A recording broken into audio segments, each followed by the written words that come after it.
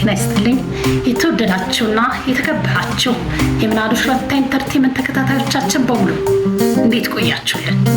ይህ በየሳምንቱ ወደ እናንተ ይዘን የምንቀርበው የትረካ ሰዓታችን የትረካ ሰዓት ቻናላችንን በቅንነት ሰብስክራይብ፣ ሼር፣ ላይክ እያደረጋችሁ ቤተሰብ እንድትሆኑ ታሪኮቻችን ደግሞ ለሌሎች እንድታጋሩ በትህትናና በፍቅር እየጠየቅኩኝ ከወዲሁ ስለ አብሮነታችሁ ከልብ አመሰግናለሁ።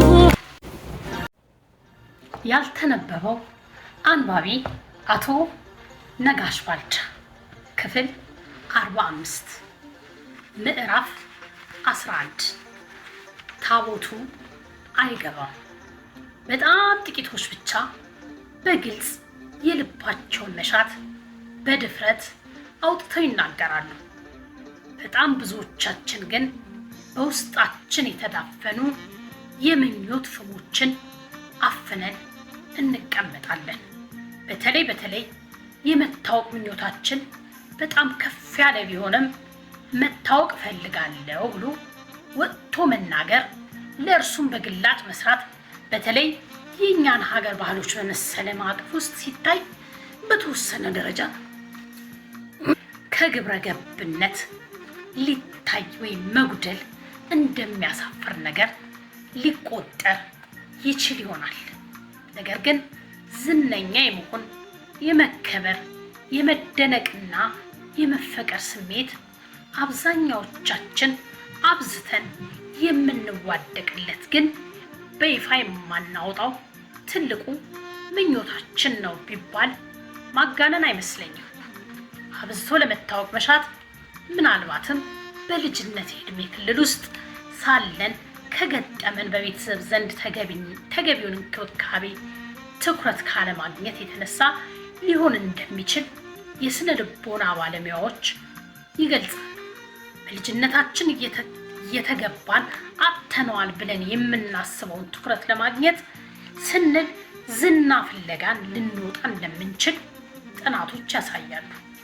በልጅነታችን ላስመዘገብናቸው መልካም ውጤቶችና ላሳየናቸው በጎ ስነ ምግባሮች ከወላጆቻችንና ከቅርብ ሰዎቻችን የምንጠብቀው መገረም፣ መደነቅና ምስጋና በማጣታችን በውስጣችን የሚፈጠር እየሰፋ የሚሄድ የበታችነት ቀዳዳ ይኖራል። ያንን እየሰፋ የሚሄድ ቀዳዳ ለመድፈን ታዋቂነትን እንደ መፍትሄ እንወስዳለን። በጎ በመስራት በሕዝብ ዘንድ ሞገስ የተቸራቸው ሰዎች በጎ ተጽዕኖም በተመሳሳይ ተግባር እንድንሰማራ የራሱ ስነ ልቦናዊ ግፊት ማድረጉ አይቀርም። በሌላ ወገን ቤተሰቦቻችን ማመስገን፣ ማድነቅና መሸለም የሚያውቁ እንኳን ቢሆኑ የህይወት መሰናክሎችን ለማለፍ ከሰዎች ጋር በምንገባበት ቁርኝትም እንዲሁ መገለል፣ መገፋት፣ መናቅ ሊገጥመን ይችላል።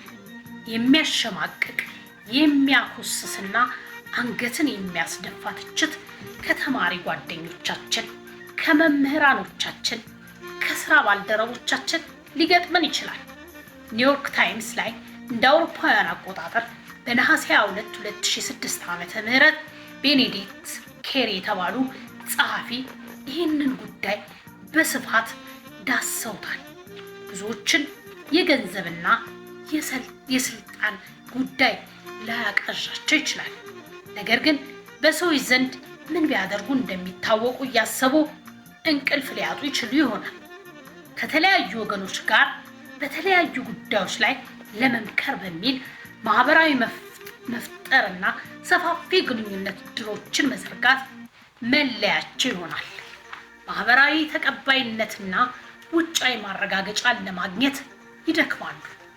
ዕውቁ የሰብአዊ መብት ተሟጋች ዶክተር ማርቲን ሉተር ኪንግ ከሚታወቁባቸው ድንቅ ንግግሮች በአንዱ በዚህ ባነሳነው ርዕሰ ጉዳይ ላይ ያደረጉት በሜጀር ድራም ኢንስታንት እኔ ባዩ ደመ ነፍስ የተሰኘው ንግግራቸው ነው። በዚህ ንግግራቸው ሲግመንድ ፍሮይድ የሰው ልጅ ከምንም በላይ የሚያረጀው የፍትወተ ስጋ ፍላጎቱ ነው ብሎ ያምን ነበር። ነገር ግን የሰው ልጅ አቅል ሰቅዞ የሚይዘው የመታወቅ ፍላጎቱ ነው ብለው የፍሩድን ሐሳብ ውድቅ ያደርጋሉ። እርሳቸው ሰው ለመታወቅ መፈለጉን አልተቃወሙም። ነገር ግን የሰው ልጅ ምን ሰርቶ ቢታወቅ ይሻላል? ሰዎችን በማገልገል ወይስ በሰዎች በመገልገል ብለው ይጠይቃሉ። መልሰውም አንድ ትልቅ መጽሐፍ ቅዱሳዊ እውነት ያነሳሉ። በዓለም ላይ አንድ ድሃ ሰው ነበረ። የተወለደው በበጎች በረት ውስጥ ነው። አጭሩን እድሜውን ያሳለፈው በአናጢነት ሙያ ነው። መኖሪያ ቤት አልነበረውም።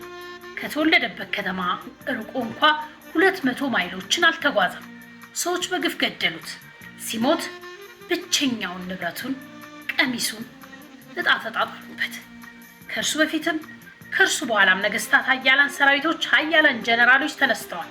ነገር ግን የሁሉም ስራ ተደምሮ ይህ አንድ ድሃ በግፈኞች እጅ የተገደለ ሰው በዓለም ላይ ያመጣውን በጎ ተጽዕኖ ማምጣት አልቻሉም። ይህ ሰው ያደረገው ሌሎችን ዝቅ ብሎ ማገልገል ነው ይሉናል። ስለዚህ ሰዎች የመታወቅ ስሜት ቢኖራቸው መልካም ነው። ነገር ግን መልካም ስራ በመስራት ቢታወቁ ይመረጣል ብለው ተከራክረዋል።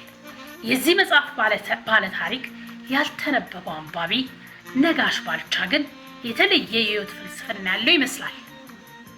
ፍልስፍናው ገና በልጅነቱ መጀመሪያ ከአባቱ ጋር ወደ ቤተ ክርስቲያን ሲመላለስ፣ አባቱን በሞት ከተነጠቀ በኋላ ደግሞ ከእናቱ ጋር ወደ ቤተ ክርስቲያን አዘውትሮ ሲሄድ የህይወት ዘመን ሃይማኖታዊ የፍልስፍና መሰረቱን በጽኑ አለት ላይ ሳያስቀምጥ አልቀረም። ፍልስፍናው የተመሰረተው የተራራው ስብከት ላይ እንደሆነ መገመት አያስቸግርም።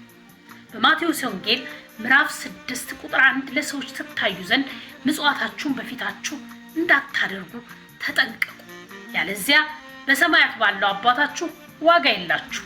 በቁጥር 19 ላይም ደግሞ ብልና ዝገት በማያጠፉት ሌቦችም ቆፍረው በሚሰርቁት ዘንድ ለእናንተ በምድር ላይ መዝገብ አትሰብስቡ፣ ነገር ግን ብልም ዝገትም በማያጠፉት ሌቦችም ቆፍረው በማይሰርቁት ዘንድ ለእናንተ በሰማይ መዝገብን ሰብስቡ፣ መዝገብህ ባለበት ልብ ደግሞ በዚያ ይሆናል ይላል። አጠቃላይ የነጋሽ አርምሞ የተሞላበት ህይወት በቅርበት ለሚያውቅ የተራራው ላይ ስብከት በከፍተኛ ሁኔታ ተጽዕኖ እንዳሳደረበት መገመት አያዳግትም። አቶ ነጋሽ የብዙዎችን ህይወት በበጎ ስራው ነክቷል። ነገር ግን ይህን አደረግኩ ብሎ እንኳን ለሌሎች ሊናገር ለራሱም ሊያስበው አይመስልም፣ የሚያስበውም አይመስልም። ያደረጋቸው በጎ ነገሮች በአጋጣሚ ከተደረገላቸው ሰዎች ይሰማሉ እንጂ ነጋሽ ለእከሌ ይህን አድርጌ ሲል አይሰሙም። ከተደረገላቸው ሰዎች ሰምተው ሲያነሱበትም አይ ይህ እኮ ትርክ ምርኪ ነው፣ ሊነገር የሚገባውም አይደለም በማለት ቦታ እንዳይሰጡት ይነግሮታል። ለዚህ መጽሐፍ ዝግጅት ያናገርኳቸው አያሌ ሰዎች ስለ አቶ ነጋሽ ባልቻ ተመሳሳይ ነገር ይነግሮታል። ሲሰጥ ለእይታ አይሰጥም፣ ደብቆ ነው የሚያደርገው። ሲያደርግ ደግሞ ከአንጀቱ አንጀትን በሚያረካ ደረጃ ነው ይላሉ። ገና ከክፉ ድህነት መውጣት ከጀመረበት ጊዜ ጀምሮ ማካፈልን፣ ትህትናንና ልግስናን እንደ ዘወትር መመሪያው ሳይወስድ አልቀርም። ይህንን ርዕስ ከተለያየ ማዕዘናት ለማየት ያስገደደኝ ምናልባት ከሃይማኖታዊነቱ በስተቀር የነጋሽ የኋላ ታሪክ ዝነኛነትን እንዲያሳድድ ሊገፋፋው ይችል ይሆናል ብለን ቅድመ ግምት እንድንወስድ ያደርገናል ይላል ጸሐፊያችን አንዱዓለም አራጌ ያልተነበበው አንባቢ አቶ ነጋሽ ባልቻ መጽሐፍ ላይ የምናገኘው ታሪክ ነው። ለዛሬ ያዘጋጀንላችሁ ይህን ይመስል ነበር። በቀጣይ ሌላኛውን ክፍል ይዘን እስክንገናኝ ቸር ቆዩልን እያልን እንደተለመደው ቻናላችንን ሰብስክራይብ፣ ሼር፣ ላይክ እያደረጋችሁ የጀግኖቻችንን ታሪክ ለሌሎች እናጋራ እላለሁ። ጀግንነት በጦር ሜዳ ብቻ አይደለም። ሰዎች ለሰዎች ኖረው ለሰዎች ቆመው ሌሎችን በማኖር ላይ አልፈው እንኳን ሌሎችን የሚያኖሩ ይህን የመሳሰሉ ጀግኖቻችንን ታሪክ ወደፊት እናምጣላለሁ። አበቃሁ። ቸር ቆዩልኝ።